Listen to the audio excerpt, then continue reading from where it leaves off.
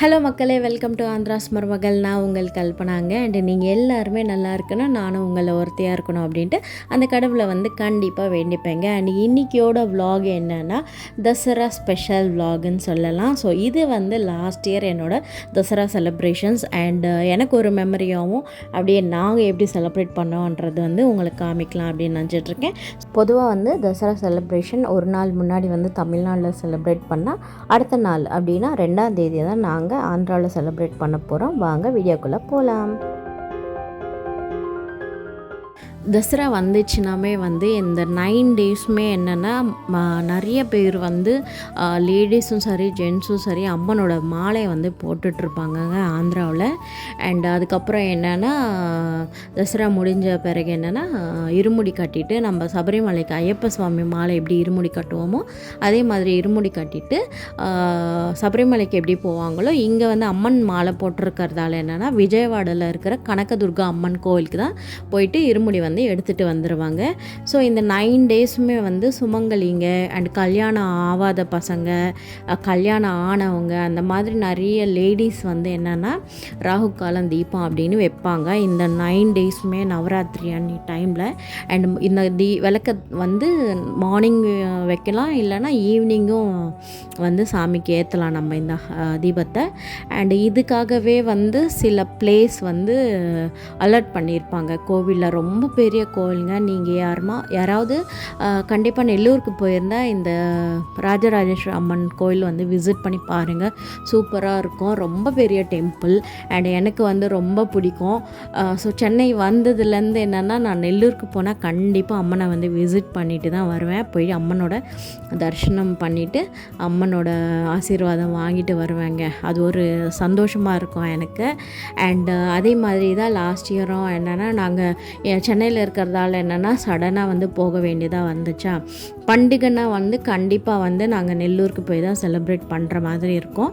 And இந்த இயருமே போவோமா இல்லையான்றது டவுட்டாகவே இருக்குது. ஏன்னா பசங்களுக்கு ஒரு பக்கம் ஸ்கூலு, ஒரு பக்கம் ஹாலிடேஸ் கொடுத்தாலுமே என்னென்னா சன்னி டூருக்கு போயிட்டுருக்கான். அதனால் என்னென்னா போகலாமா வேண்டாமான்ற மாதிரி டவுட்டில் இருக்கேன். ஸோ மேபி போனால் இந்த இயர் எந்த மாதிரி செலிப்ரேட் பண்ணுறது கண்டிப்பாக உங்களுக்கு ஷேர் பண்ணுறேன். இது என்னோடய மெமரிக்காகவும் உங்களுக்கு எந்த மாதிரி பண்ணுவோம் அப்படின்றது காமிக்கிறதுக்காகவும் இந்த வீடியோவை ஷேர் பண்ணிகிட்ருக்கேன். அண்டு நம்ம என்னென்னா அந்த விளக்குக்காக முதல்ல அந்த தரையை நீட்டாக கழுவிட்டு அதில் நம்ம மஞ்சளை போட்டு நல்லா தேய்ச்சி விட்டுட்டு அது மேலே அரிசி மாவில் பத்மகமலம் அப்படின்ட்டு பத்மகோலம் போட்டிருப்போம். நீங்கள் வீடியோவில் பார்த்துட்ருக்கீங்க இல்லையா? ஸோ அந்த கோலத்தை போட்டுட்டு அது மேலே கொஞ்சம் அலங்காரம் பண்ணுறதுக்காக கொஞ்சம் குங்குமமும் கொஞ்சம் மஞ்சளும் நான் மேலே போட்டுட்டு அதுக்கப்புறம் நம்ம மஞ்சளில் மஞ்சள் கணபதி பூஜை எது ஆரம்பித்தாலுமே கணபதியை செஞ்சு நம்ம ஆராதனை பண்ணுவோம் இல்லையா? ஸோ அந்த மாதிரி தான். பட் அம்மன்ன்றதால என்னென்னா இப்போ நம்ம அம்மனாகவும் நினைக்கலாம், இல்லைனா கணபதியாகவும் நினச்சிட்டு மஞ்சளில் சாமியை பண்ணிவிட்டு நம்ம அங்கே வச்சுட்டு அவங்கள குங்குமம் மஞ்சளோட அலங்காரம் பண்ணிவிட்டு நான் பாரிஜாதம் பூ வீட்டில் இருந்து எடுத்துகிட்டு வந்திருந்தேங்க. அதுலேயும் இப்போ அலங்காரம் பண்ணிவிட்டு இந்த விளக்கு என்னென்னா கார்த்திகை மாதம்னா நெல்லிக்காவில் வைப்பாங்க. அண்ட் நவராத்திரியில் என்ன பண்ணுவாங்கன்னா இந்த ராகு காலம் தீபம் அப்படின்னு அவன் என்னன்னா எலுமிச்சை பழம் இருக்கும் இல்லையா, அதை கட் பண்ணிவிட்டு அதில் இருக்கிற சாரெல்லாம் நல்லா பிழிஞ்சு எடுத்துட்டு அதை எலுமிச்சை பழத்தை ரிவர்ஸ் பண்ணிவிட்டு அதில் கொஞ்சம் குங்குமம் மஞ்சள் அலங்காரம் பண்ணிவிட்டு நெய் தீபத்தை ஏற்றலாம். நெய் தீபம் ஏற்றலாம், இல்லைன்னா விளக்கெண்ணெய் இருக்கும் இல்லையா, அந்த விளக்கெண்ணெய் ஊற்றியும் நம்ம விளக்கை ஏற்றலாம். ஸோ 2 வாழைப்பழம் அதே மாதிரி தாம்பூலம் வச்சுட்டு சுவாமிக்கு பூவெல்லாம் போட்டு அலங்காரம் பண்ணிவிட்டு அதுக்கப்புறம் நம்ம பூஜை எப்படி பண்ணுவோமோ அதே மாதிரி தான் அகர்பத்தி தூபம் தீபம் எல்லாமே ஏற்றிட்டு நம்ம எடுத்துகிட்டு போயிருக்கிற பிரசாதம் ஒரு வாட்டி நம்ம பிரசாதையும் எடுத்துகிட்டு போகலாம். ஏதாவது வீட்டில் செஞ்சு எடுத்துகிட்டு போகலாம். இல்லைன்னா கொஞ்சமாக வெல்லத்தையும் நம்ம பிரசாதமாகவும் கொடுக்கலாம். இல்லைன்னா நம்ம தேங்காய் எடுத்துகிட்டு போயிருப்போம் இல்லையா, அந்த தேங்காயும் எடுத்துகிட்டு சுவாமிக்கு பிரசாதமாக நம்ம படைச்சிட்டு அங்கேயே வச்சுட்டு வந்துடணும். ஸோ அதெல்லாம் எதுவுமே எடுக்காமல் நம்ம எல்லாமே அங்கேயே படைச்சிட்டு வந்துட்டு இந்த விளக்கை ஏற்றிட்ட பிறகு என்னென்னா சாமிக்கு வந்து நம்ம பிரதட்சணம் பண்ணுறதா இருக்கட்டும், இல்லைன்னா வந்து அம்மாவோட தரிசனம் பண்ணுறதா இருக்கட்டும், அதுக்கப்புறம் தான் பண்ணுவாங்க. அண்டு நிறைய பேர் சில இயர்ஸாக என்னோடய சின்ன வயசில் இருந்துமே நான் இந்த நவராத்திரி செலப்ரேஷன்ஸ் வந்து எப்படி பண்ணுவாங்கன்றதுன்னு நான் பார்த்துக்கிட்டே வளர்ந்தேங்க. ஸோ எவ்ரி தசரா ஹாலிடேஸ்க்கும் நான் நெல்லூருக்கு வந்துட்டுருப்பேன். ஸோ அந்த டைமில் வந்து இந்த மாதிரி கோயிலுக்கு வந்து இப்படி பூஜை பண்ணுறதெல்லாம் பார்த்துட்டு இருக்கும்போது நம்ம எப்போ பண்ணுவோன்ற மாதிரி இருக்கும்.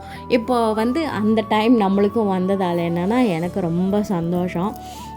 ஸோ இந்த மாதிரி வந்துட்டு அம்மனுக்கு வந்து பூஜை செஞ்சுட்டு கொஞ்சம் திருப்தியாக இருக்கும் எனக்கு. ஸோ உங்களுக்கு வந்து பிடிக்குமான்றது கண்டிப்பாக சொல்லுங்கள்.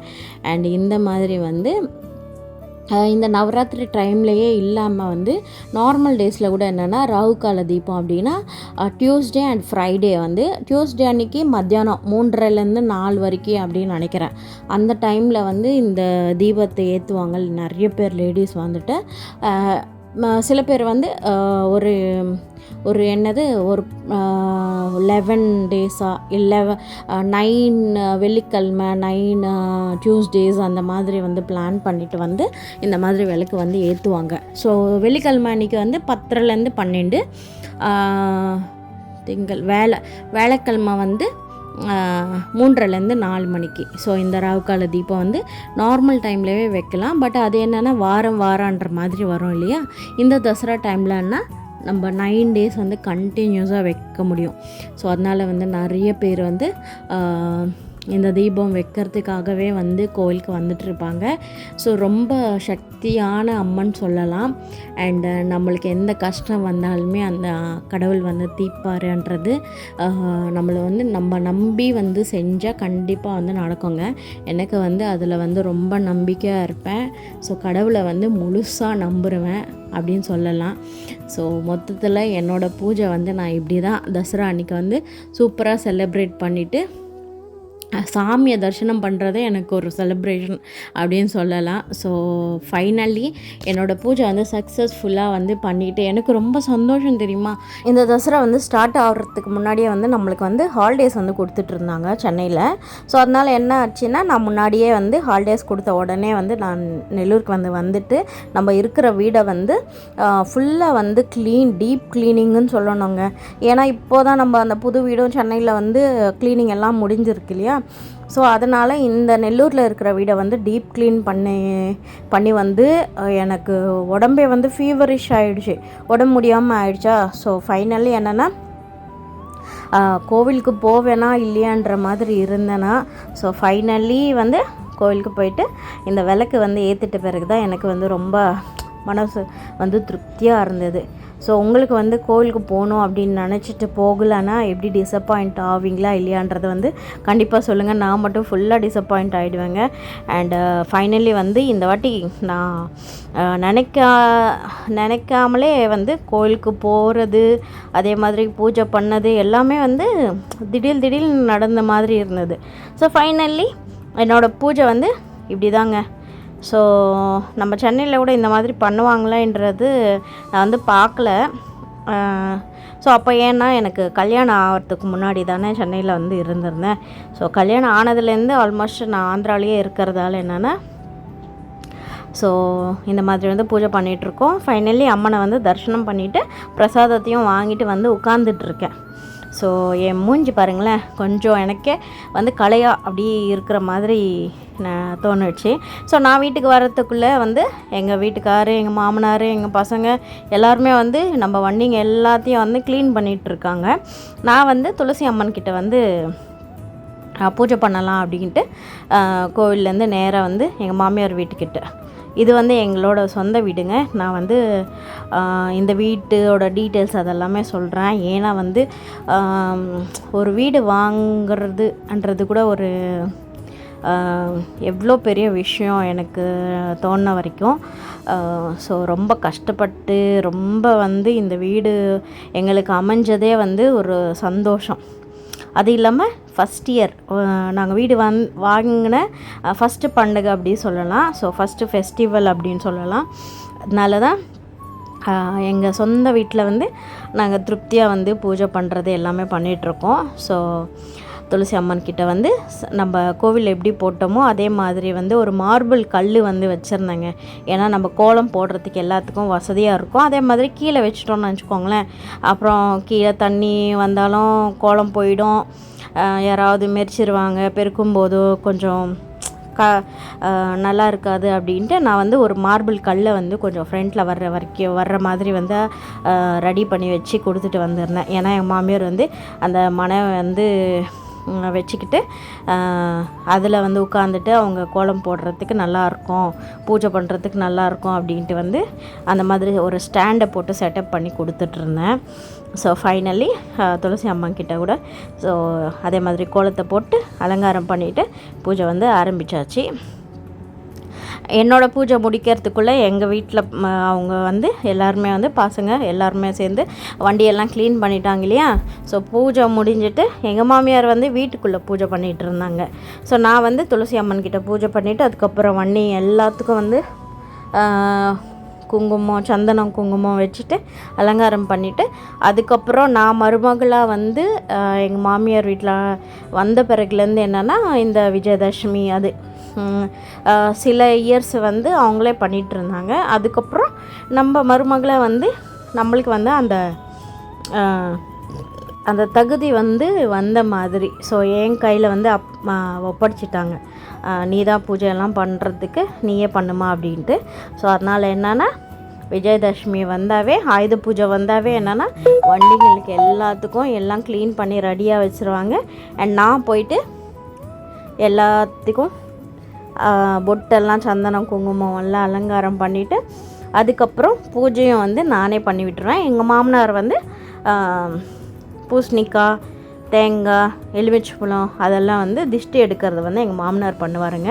ஸோ எங்கள் மாமனாருமே வந்து அவரோட வேலைக்காக எடுத்து வச்சுருப்பார் இல்லையா, வேலை பண்ணுற ஒரு ஆயுதங்கள் அப்படின்னு சொல்லலாம். ஸோ அந்த திங்ஸ் எல்லாமே வந்து கூட ஆயுத பூஜையில் வச்சு கும்பிடுறது வந்து வழக்கம் இல்லையா. ஸோ நம்ம வந்து வண்டிங்களுக்கு அதே மாதிரி என்னோடய ட்ரைபாடுக்கும் அதே மாதிரி என்னோடய மொபைலுக்கும் நான் வந்து பூஜை பண்ணுவேன். ஏன்னா நம்ம யூடியூப் தானே நம்மளோட பொழப்புன்றதால எங்கள் மாமனார் வந்து அவர் பண்ணுற வேலைக்கு எங்கள் வீட்டுக்காரர் வந்து லேப்டாப் அதெல்லாம் வச்சு பூஜை பண்ணுவார். அண்ட் வீட்டில் பசங்க வந்து புக்கெல்லாம் வச்சு சாமிக்கு வந்து வேண்டுதல் நடக்கிறது. ஸோ இந்த மாதிரி தாங்க நம்மளோட ஆயுத பூஜை, விஜயதசமி அண்டு எங்கள் தெலுங்கில் வந்து தசரா. ஸோ மொத்தமாக சேர்த்து வந்து எங்களோட ஃபெஸ்டிவல் வந்து இந்த மாதிரி தான் செலிப்ரேட் பண்ணுவோம். அண்டு ஆந்திராவில் என்னென்னா இந்த தசரா வந்துச்சுன்னா கண்டிப்பாக நான்வெஜ் சாப்பிடணும். ஸோ முதல்ல வந்து நம்ம பூஜை பண்ணிவிட்டு வண்டிங்களுக்கு எல்லாமே பூஜை பண்ணிட்ட பிறகு என்னென்னா ஃபுல்லாக நான்வெஜ் கட்டுவாங்கங்க. ஸோ எந்த ஹோட்டலுமே பிளேஸே கிடைக்காது, ஃபுட்டும் இருக்காது. முதல்லையே வந்து நம்ம முன்னா நாளே வந்து டேபிளெல்லாம் புக் பண்ணியிருக்கணும், அப்போ தான் வந்து நம்மளுக்கு கிடைக்கும். சில ஹோட்டல்ஸ் வந்து டைரெக்டாக பஃபெட் எடுக்கிறதா இருந்தால் வந்து கொஞ்சம் கிடைக்கும். அதுவும் வந்து கரெக்ட் டயத்துக்கு போகணும். கொஞ்சம் லேட் ஆனாலும் சரி ஃபுட் இருக்காது. ஸோ டேபிள் வந்து முதல்லையே வந்து நம்ம ரிஜிஸ்டர் பண்ணியிருந்தா தான் லஞ்சுக்கு போகிறதுக்கு கூட இருக்குங்க. நார்மலாக வந்து இதுக்கு முன்னாடி எல்லாம் நம்ம வீட்லேயே வந்து பூஜைலாம் பண்ணிட்ட பிறகு கண்டிப்பாக வந்து மட்டனாவது சிக்கனாவது எடுத்துகிட்டு வருவாங்க. கண்டிப்பாக வந்து அதுவும் இல்லாமல் நாட்டுக்கோழி, நார்மல் பாய்லர் இல்லாமல் நாட்டுக்கோழி தான். அன்றைக்கி பண்டிகைனாவே ஆந்திராவில் என்னென்னா உளுத்தம் பருப்போட வடை, நாட்டுக்கோழி குழம்பு, அதுதான் ஃபேமஸ் ஆந்திராவில். பட் இப்போ வர என்ன ஆச்சுன்னா எங்கள் மாமியார் வந்து என்னால் பண்ண முடியாதுமா அப்படின்னு சொல்லிகிட்டு இருப்பாங்களா. நான் வந்து நெல்லூரில் இருந்தால் இந்த பூஜைலாம் முடிச்சிட்ட பிறகு எல்லாமே ஊற வச்சுடுங்க, நானே வந்து பண்ணுறேன் அப்படின்ட்டு நான் பண்ணுவேனா. இப்போ நம்ம சென்னையில் இருக்கிறதால என்ன ஆகுதுன்னா நான் அங்கேயும் வேலை பண்ணிவிட்டு இங்கே இது வந்து நம்ம வீடுன்னு சொல்லியிருக்கேன் இல்லையா. இது இல்லாமல் நாங்கள் இருக்கிறது வந்து எங்கள் அம்மா எனக்கு கொடுத்த ஒரு ஹவுஸு. அந்த ஹவுஸில் தான் நாங்கள் இருப்போம். நாங்கள் வந்தப்போ அங்கே இருப்பேன். ஸோ அந்த வீடியோவும் க்ளீன் பண்ணிவிட்டு வருவேனா. மொத்தமாக எனக்கு ரொம்ப அலைச்சலாக இருக்குங்க. ஸோ ஃபைனலி என்னால் எதுவுமே பண்ண முடியாது. அதனால தான் இந்த தசராக்குமே என்னென்னா பூஜை பண்ணுறதுக்கு முன்னாடி ஒரு 2 நாள் வந்து ஹாஸ்பிட்டலுக்கு போயிட்டு செலைன் ஏற்றிட்டு அந்த மாதிரி வந்து உடம்பு வந்து ரொம்ப அலைச்சலாக ஆயிடுச்சுன்னா எனக்கு உடனே ஃபீவர் வந்துடும். பட் ஆனாலும் வந்து செலைன் ஏறினாலும் சரி, எந்த ஃபீவர் வந்தாலும் சரி, ஒரு 2 நாள் 3 நாள் ரெஸ்ட் எடுக்கிறது, கொஞ்சம் உடம்பு வந்து உஷாராயிடுச்சுன்னா மறுபடியும் வேலையில் இறங்க வேண்டியது. ஸோ அந்த மாதிரி வந்து காலத்தை வந்து ஓட்டிக்கிட்டே இருக்காங்க. ஸோ ஃபைனலி என்னோடய சாரீ வந்து நான் என்னது சாஃப்ட் பட்டுன்னு சொல்லுவாங்க. பட் அதுலேயே வந்து என்னென்னா கொஞ்சம் நல்ல குவாலிட்டி இருக்கிற மாதிரி, ஸோ கம்ஃபர்டபுளாக இருந்தது எனக்கு. ஸோ அந்த சாரீ கட்டினது. ப்ளவுஸ் வந்து நான் என்னென்னா மெட்டீரியல் ஷாப் இருக்கும் இல்லையா, அதில் வந்து அந்த பார்டருக்கு மேட்சிங்காக இருக்கிற மாதிரி என்னென்னா ஆல்ரெடி அந்த ப்ளவுஸ்லேயே ஒர்க் வந்திருந்தது. ஸோ பிரிண்டட் கிடையாது, த்ரெட் ஒர்க் மாதிரி வந்திருந்தது. ஸோ அந்த ஒர்க் ப்ளவுஸ் வந்து வாங்கிட்டு அதை வந்து ஸ்டிச்சிங் பண்ணிவிட்டு வந்து நான் போட்டிருக்கேன். இல்லைனா வந்து அந்த சாரீக்கு என்னென்னா அந்த கான்ட்ராஸ்ட் பீச் கலர், அந்த ஆரஞ்சு கலர் மாதிரி தெரியும் உங்களுக்கு வீடியோவில். ஸோ அதோட ப்ளவுஸ் தான் வந்திருக்கு. பட் எனக்கு வந்து அது அவ்வளோவா பிடிக்கல. ஏன்னா பார்டர் வந்து நம்மளுக்கு கோல்டிஷ் கலரில் இருக்கு இல்லையா, அதனால் என்ன பண்ணேன்னா ரெடிமேடில் வந்து மெட்டீரியல் வாங்கிட்டு அந்த ப்ளவுஸ் வந்து மேட்சிங்காக வந்து போட்டிருக்கேன்.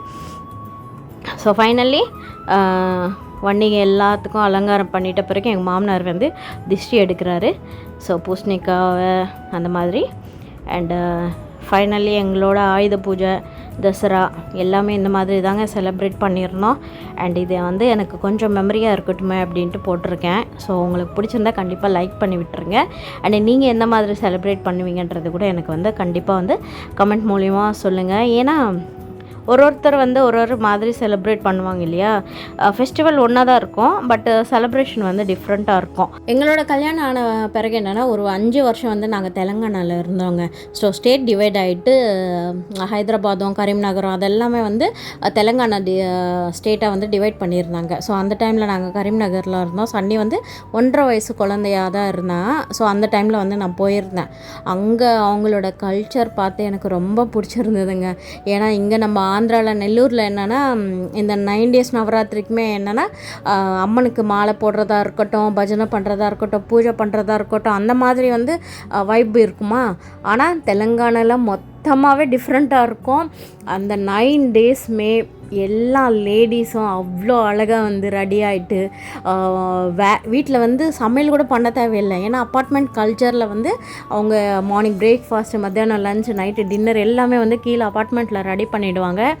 அண்டு லேடிஸ் பண்ணுறது ஒரே ஒரு வேலை தான், பத்துக்கம்மா வந்துட்டு செலிப்ரேட் பண்ணுவாங்களா இந்த 9 daysமே. அந்த பத்துக்கம்மா என்னென்னா ஒரு பிளேட்டில் வந்துட்டு எல்லா வகையான பூவெல்லாம் வந்து ஒரு மலை மாதிரி அரேஞ்ச் பண்ணிவிட்டு அந்த பூவோட அலங்காரத்தை தான் அந்த மலையை வந்து அவங்க அம்மனை வந்து படைப்பாங்க. ஸோ அதெல்லாம் வந்து ரெடி பண்ணிவிட்டு என்னென்னா இவங்க ரெடி ஆகிட்டு அலங்காரம் பண்ணிவிட்டு கீழே பத்துக்கம்மாவை எடுத்துகிட்டு வர வேண்டியது தான். அண்டு எல்லாரோட பத்துக்கம்மா வந்து எந்த மாதிரி வந்து அவங்க ரெடி பண்ணியிருக்காங்க, டெக்கரேட் பண்ணியிருக்காங்க அப்படின்ட்டு பார்த்துட்டு எல்லாருமே அதை வந்து தாண்டி ஆடுவாங்க, கோலம் ஆடுவாங்க, கோலாட்டம் மாதிரி, அந்த மாதிரி ஃபுல்லாக டான்ஸ் செலிப்ரேஷன் அவ்வளோ அழகாக இருக்கும். ஸோ நீங்கள் வேணும்னா இதில் யூடியூப்பில் இல்லைனா ஏதாவது வீடியோஸை வந்து ஒரு வாட்டி செக் பண்ணி பாருங்கள்.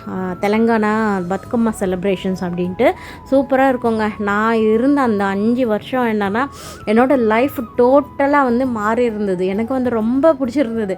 அங்கேருந்து வர்றதுக்கே எனக்கு பிடிக்கல. பட் என்ன பண்ணுறது, நம்ம திரும்பி வர வேண்டிய நிலைமை வந்துருச்சு. ஸோ ஃபைனலி ஒரு ஊரில் ஒரு டிஃப்ரெண்ட் கல்ச்சர் வந்து செலிப்ரேட் பண்ணுவாங்க இல்லையா. ஸோ உங்களுக்கு வந்து எந்த மாதிரி செலிப்ரேஷன் கல்ச்சர் அதெல்லாம் பிடிக்கும்னு சொல்லுங்கள். அண்டு இந்த வீடியோ வந்து இவ்வளோ தாங்க. அண்டு இன்றைக்கியோட நம்மளோட விலாக் வந்து உங்களுக்கு பிடிச்சிருந்தா கண்டிப்பாக வந்து லைக் பண்ணுங்கள், ஷேர் பண்ணுங்கள், அப்படியே நம்ம சேனலை வந்து சப்ஸ்கிரைப் பண்ணிக்கோங்க. அண்ட் மீண்டும் சந்திப்போம். பாய்.